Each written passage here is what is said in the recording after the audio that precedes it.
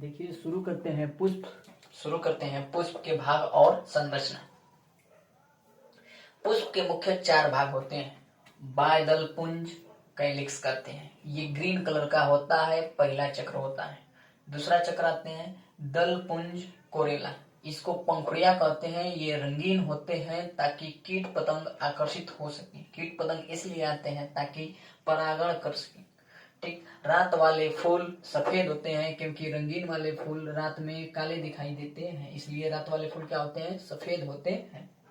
ताकि ये, और उसमें सुगंध भी जाता होता है ताकि भौरे सूंघ के वहां पर आ सके। अब आता स्त्री केसर। ठीक है, स्त्री केसर, ये जो स्त्री केसर होता है ये गाइनोसियम कहते हैं, और ये दोनों पुष्प के मुख्य अंग होते हैं, गाइनोसियम और इंडोसियम। ठीक, ये इसको पुंकेसर बोलते हैं। अब यही दोनों चीज हमने बना रखा है।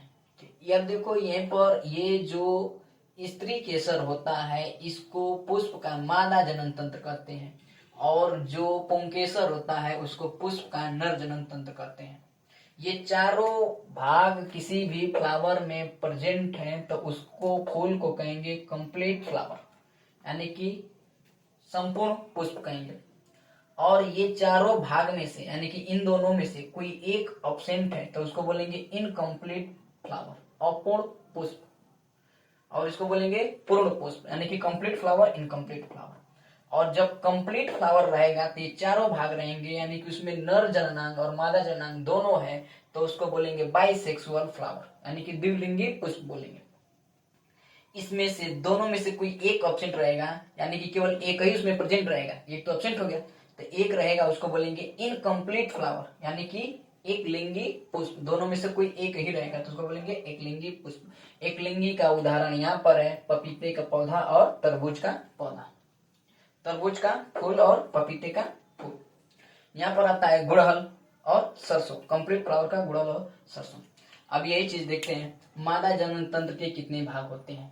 तो मादा जनन तंत्र के, यानी कि स्त्री केसर के 3 भाग होते हैं। वर्तिकाग्र, सबसे ऊपर घुंडी जैसी संरचना होती है, इसी पर आके परागकण चिपकते हैं और अंकुरित होकर धीरे धीरे आगे बढ़ते हैं। तो अंकुरित होने के लिए जो रास्ता प्रदान करता है वह वर्तिका होता है, और यहीं पर आके निषेचन करता है। यहाँ पर बोलेंगे अंडाशय। अब देखो परागण यहाँ पर होता है, निषेचन यहाँ पर होता है, तो पहले परागण होता है उसके बाद निषेचन होता है। लोग परागण को ही निषेचन समझते हैं, गलत है। ठीक, अब यहाँ पर आ गया। अब यहाँ से परागण आता कहाँ से है, तो परागण आता है पुमंग से, यानी कि नर जनन तंत्र से। अब ये नर जनन तंत्र, पुमंग में 2 भाग होते हैं, एक पराकोष, एक फिलामेंट, यानी कि डंठल तंतु। ये पुमंग एक संरचना रहेगा, यानी कि ये पूरी एक संरचना, इसको पुमंग बोलेंगे। और ऐसी संरचना एक से ज्यादा रहेगी, ठीक है, बहुत ज्यादा रहेगी, तब उसको बोलेंगे पुंकेसर। अब इसको अनुप्रस्थ काट के देखेंगे तो हमको ये संरचना दिखाई देगी। अब ये संरचना को कहते हैं परागकोष। परागकोष में 4 लेयर होती हैं, बाहर की 3 लेयर सुरक्षा प्रदान करती हैं, अंदर की जो लास्ट वाली लेयर होती है टेपिटम कहते हैं, और वह पोषण देती है। किसको पोषण देगी, तो परागकण को पोषण देती है। उसी परागकण को नरयुग्मक कहते हैं, और ये परिपक्व होकर जब ये टूटता है, ये वाली लेयर टूटती है, तो इन्वायरमेंट में मिक्स हो जाते हैं और हवा के माध्यम से यहाँ पर जाएगा। अब हवा के माध्यम से यहाँ पर जाता है तो उसको बोलेंगे वायु परागण। अगर यही कीट के माध्यम से जाएगा तो उसको बोलेंगे कीट परागण। यही जल के माध्यम से जाएगा तो उसको बोलेंगे जल परागण। ठीक, ये परागण करने वाले कारक हैं। वास्तव में परागण होते हैं